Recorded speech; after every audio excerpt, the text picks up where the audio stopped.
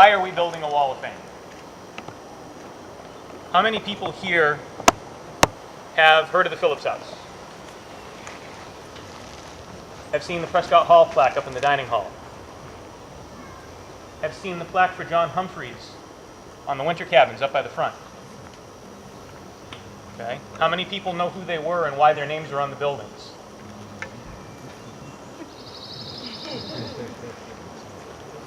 It's great to name a building after somebody. We like doing that.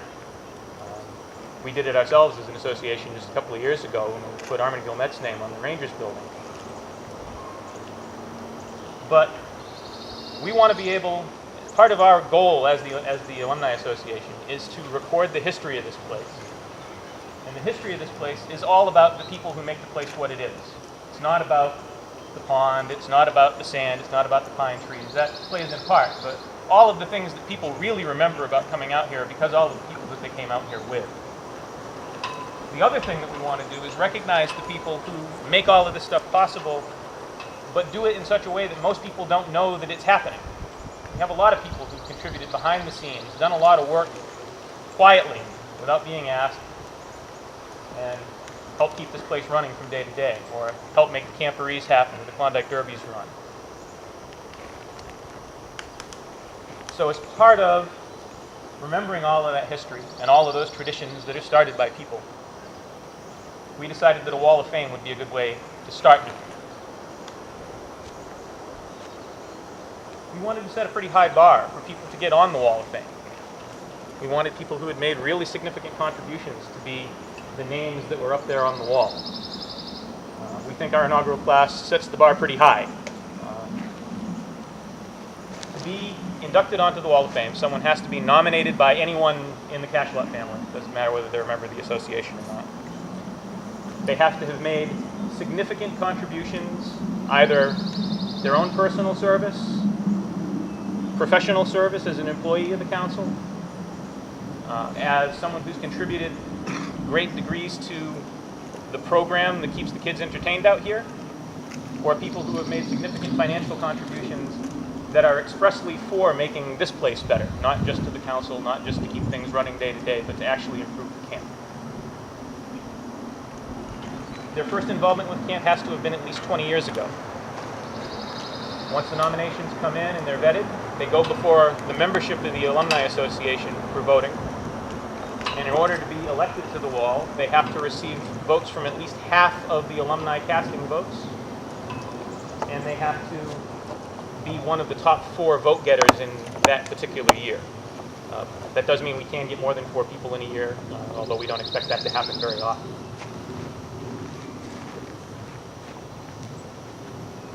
In terms of what our plans for the Wall of Fame, we have a couple of drawings over here that you can come up and take a look at afterwards. We have a couple of concepts for what we'd like to do. We'd actually like to site the wall right here. This is the Bill Joyce Memorial flag shield. As you can see, it can use a little bit of landscaping help. And this seems like it would be a good place to put a wall. It's in the center of camp. It's used every week during summer camp. It's seen by people who are here camping year-round. It's a nice spot. You've got the pond right there. We haven't decided on what final form the wall is going to take yet, but we're in the works on that. If anyone has any ideas, we'd love to hear them.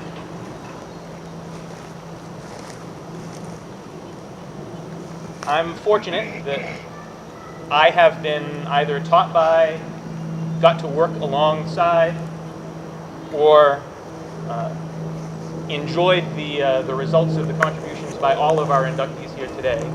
But I know that not everybody going forward, the scouts who are here at summer camp, will be able to say that forever. And I hope that by putting our inductees on the Wall of Fame, that they'll remember who they were and how this place came to be what it is now. So without further ado, I'd like to bring up Rick Partridge, the treasurer of our association, to conduct our first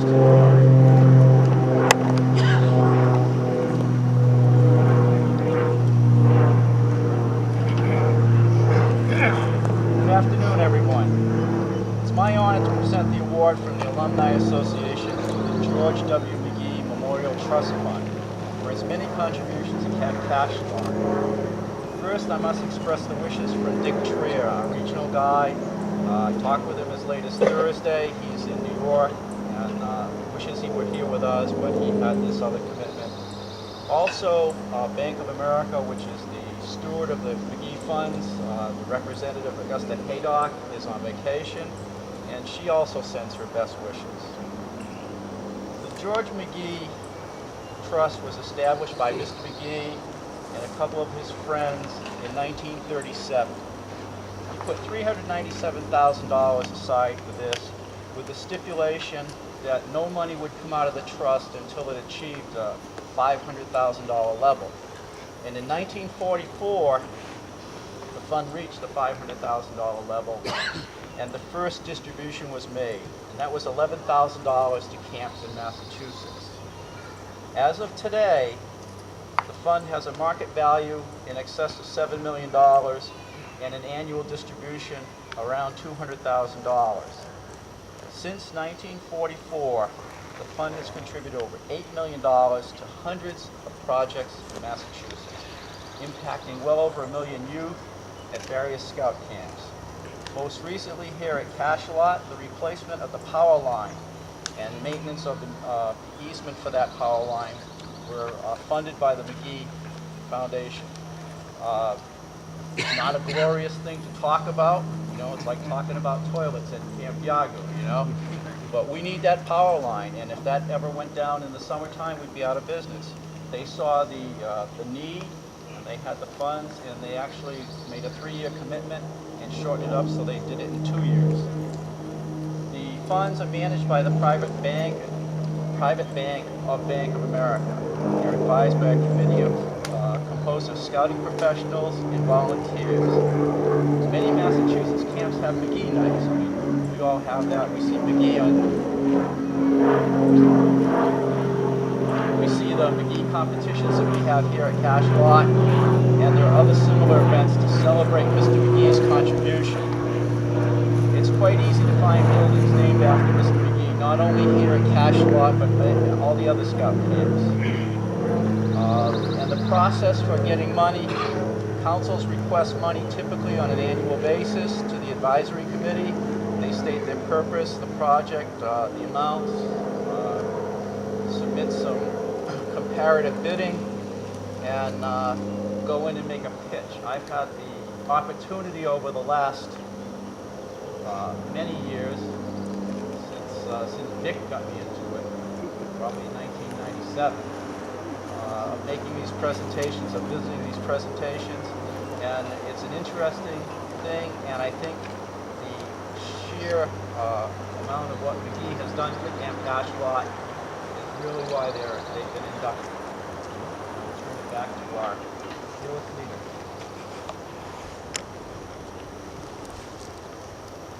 All of our inductees today will be receiving something that looks like this. This is the one for the Magee Fund. So we don't have anyone on hand from the Magee Foundation to accept the award today. I know you touched base with them. I can get it to them. You can. Put it on their behalf.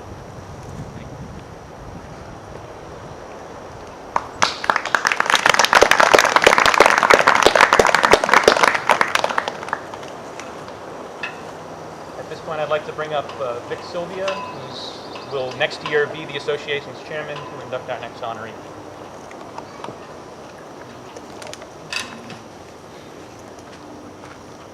Could I have Dennis, Kathy, and Charlie, please?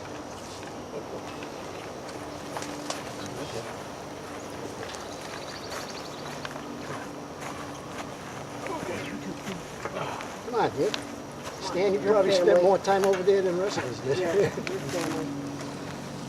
I'd like to introduce Dennis and Kathy Prefontaine and Charlie Prefontaine. They're Fred's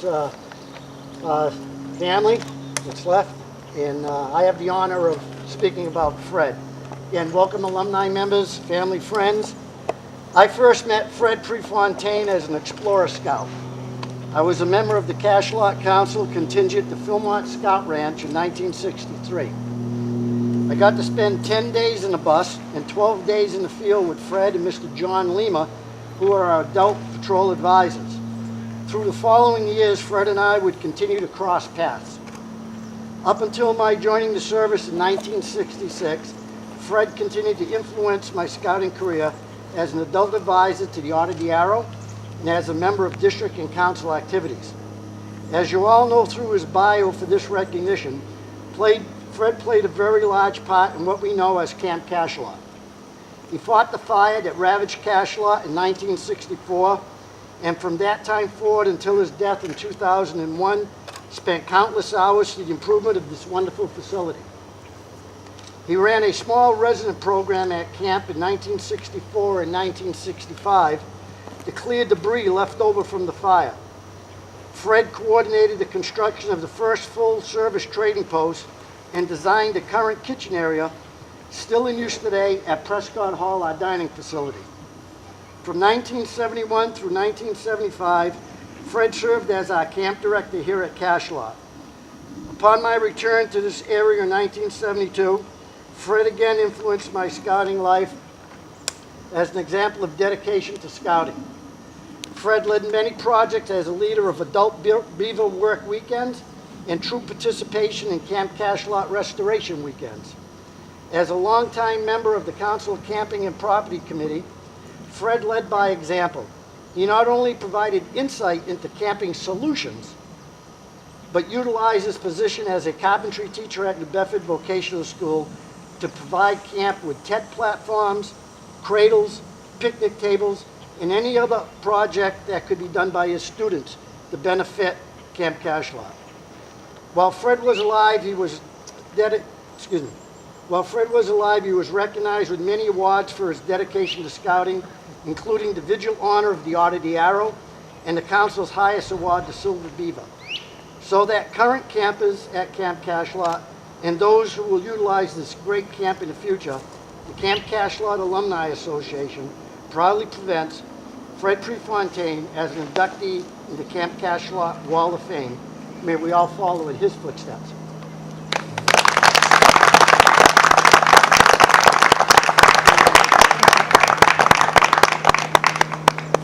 On behalf of a very grateful council for all the things your dad did for us.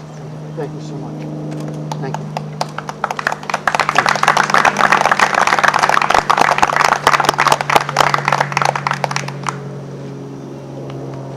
At this point, I'd like to bring Ed Tavares back up to recognize our next honor.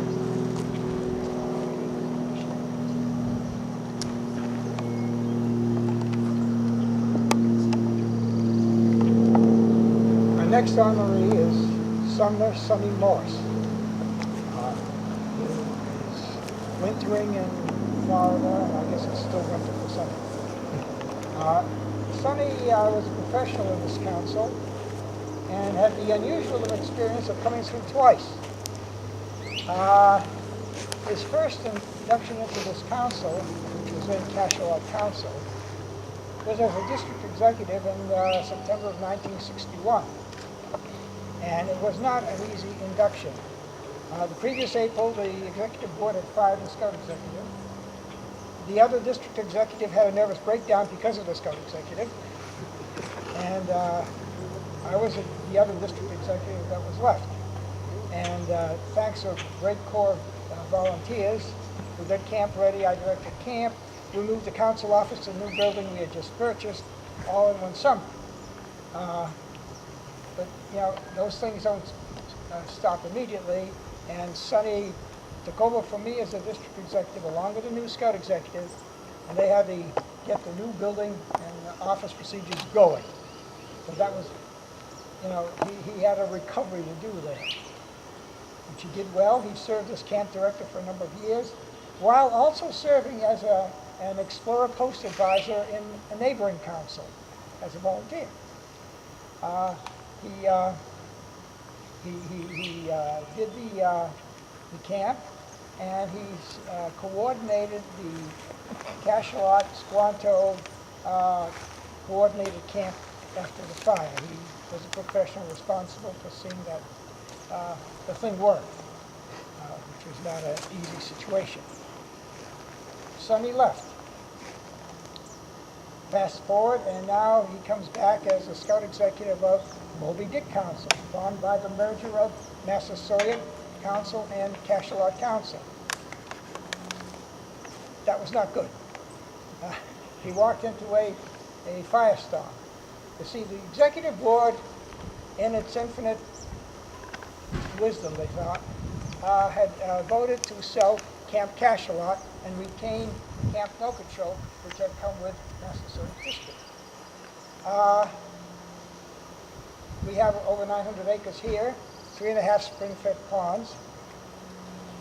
Nocatchal had 20 acres and a swimming pool.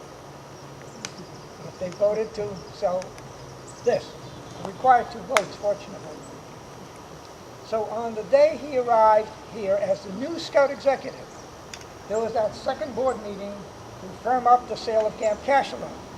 Of course, he was greeted, along with the board, with many of us here, and many that were not here, on Grove Street, protesting this grotesque thing they were going to do. And I still remember the council commissioner, I don't remember what his name was, came out and addressed us and pointed his finger at Vic Sylvia and in effect said, "Go back home, assist ye rebels." But anyway, we had done a few things and in the background to twist some arms on the board and some other little things. So that night, the board reversed its decision.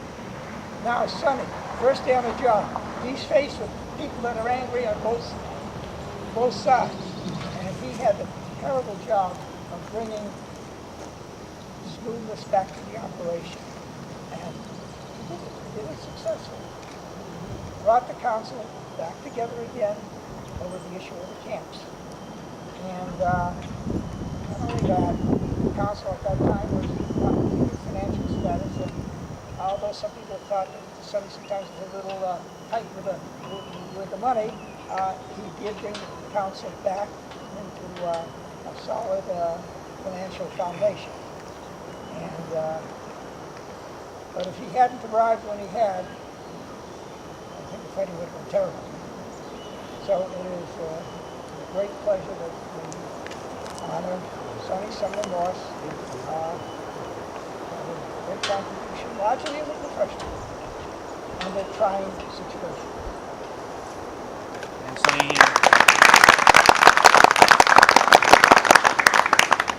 I spoke with Sonny yesterday. He's still down in Florida, although he does plan on moving back into the area before the end of the year. He just wanted to pass on his thanks. Ed, hold on to that for some time.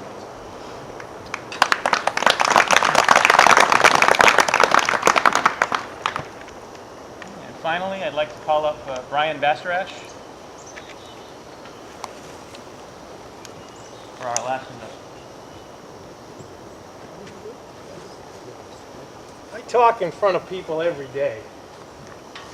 I give presentations to different organizations. I have to give presentations at Harvard. I never use notes, but this is important.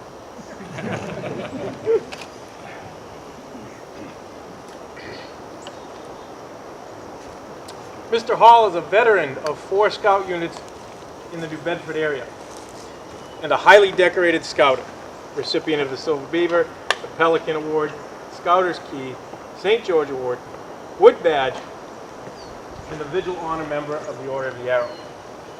He has been a fixture at Cachalot from the late 1960s to the present. He has served on the staff of many districts in council events at Cachalot and as both a unit leader and commissioner during the summers. Al was a tireless volunteer at camp. Along with serving as a member of the Restoration Committee in the 1970s, I can't say Al, it has to be Mr. Hall. Mr. Hall was always on hand at Beaver weekends, tackling service projects, and spent a good deal of his own time to help with plumbing projects out at the camp. And I loved it because he used to make that shower house boiler really hot when I was here in summer camp. Some people hated it, but those of us who like hot showers, Mr. Hall was excellent for keeping that water temperature up.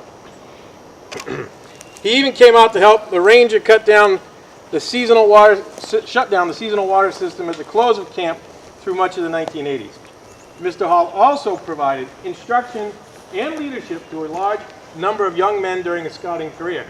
Many of Cachalot's summer camp staffers counted Mr. Hall among their unit leaders, thanks to his involvement with several units, and many scouts built their first hobo stoves and got their first taste of Dutch oven cooking under his tutelage. That was the official write-up that went out for the nominations, if any of you maybe did not see that. But probably every person here could tell their own Mr. Hall story.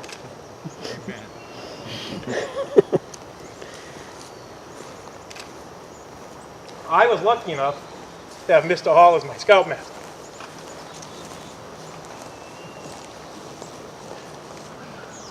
So I wrote down a couple stories. This one I didn't know was a story. It's the story of the 8 basic knots. Every single troop meeting, before we did anything, we had to tie the 8 basic knots. Years later, I think Dennis told me, somebody told me, it's 7. 7. Really? But this was one of those lessons you don't get right away. You're expected to know 7. You were going to know 8. Now pay attention to this part. Bowline, sheep bend, square knot, timber hitch, 2 half hitches, taut line hitch, clove hitch, and sheep shank. That's what we had to do every week. Which one is the 8th? Sheep shank. Thank you. To this day I don't know. Because we had to do 8 every single time. If you're expected to go for 7, you don't just get over the bar. You win a little more. Summer camp, we always heard, locks just keep honest people honest. And we didn't get it then, other than, okay, make sure you lock your stuff. But it takes you a while to figure out. This wasn't really a negative message. This was Mr. Hall trying to teach you to keep yourself out of bad situations. And probably the one that we got most often, and because there was 2 or 3 of us who tested him a lot, and probably on this one we tested him a lot of the time, was, and there was no title to it, so I had to make one up, and that was the hard part. And it was, you pull your own weight, and then you pull a little more, and then you help somebody who's struggling. Didn't matter what you were doing. You could be unloading the truck after a camp out. And if you carried 3 items in and that guy only carried 2, so what? Because we would count that crap, because, you know, we were kids. But you don't count, you just keep going until the job's done. And if you were a big guy, you didn't let the little guy struggle with the heavy stuff while you hurried up and grabbed the empty water jug.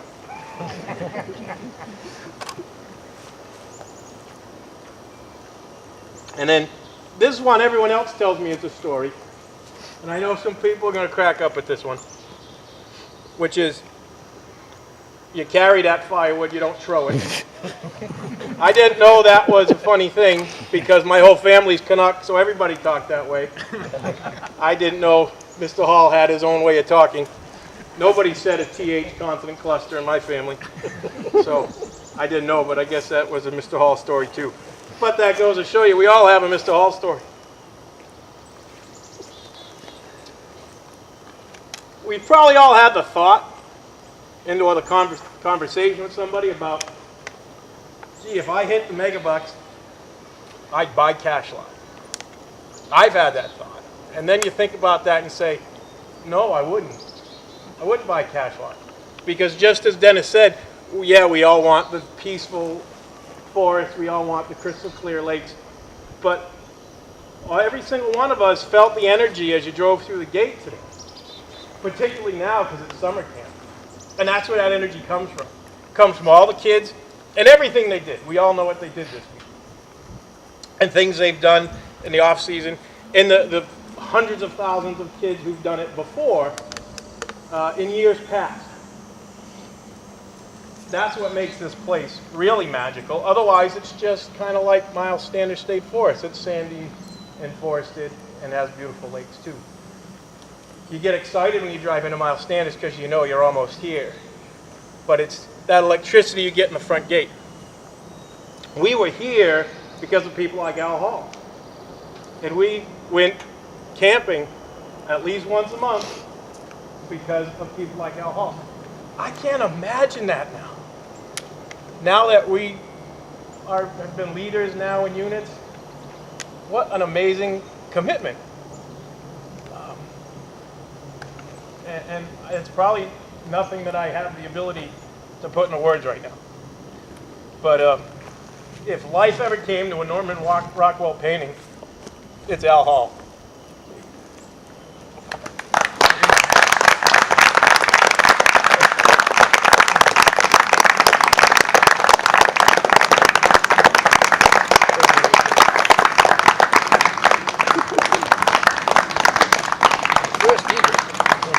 Really?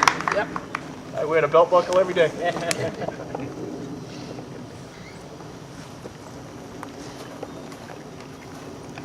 we just get one more round of applause? Congratulate all of our inductees this afternoon.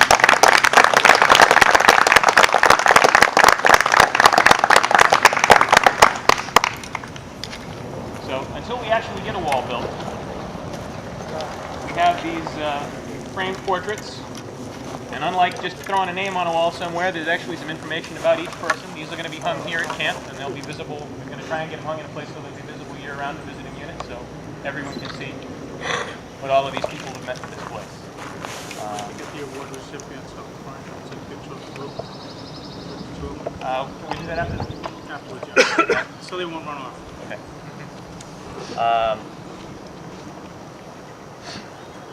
In addition to having the information available here at camp, we're going to have a virtual wall of fame up on our website for everybody to take a look at whenever they'd like to, whenever anybody's interested in knowing about the people that make the place what it is. That information will be there for them to look at. At this point, if I could get Ed and George to come up for color guard. I just realized I left my trail sign back at the table, but I can improvise. Trail sign.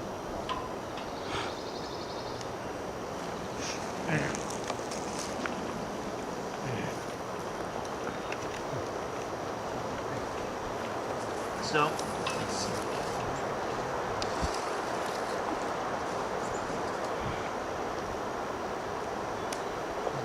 The trail sign that I just drew out, a circle with a small dot in the middle. Trail sign for "I have gone home." It's what Baden Powell used as the epitaph on his own gravestone. At this moment, I'm going to ask Ed and George to please lower the flag to half staff. If everyone could stand while we lower the flag.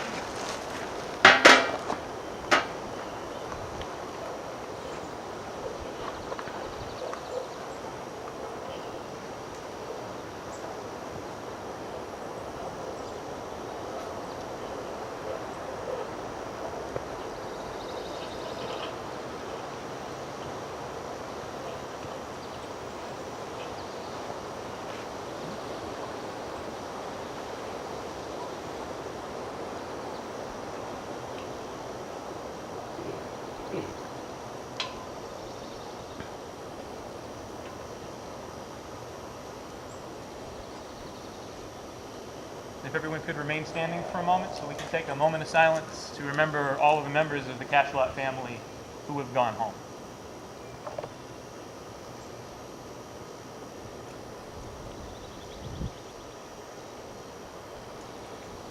Bugler, low taps.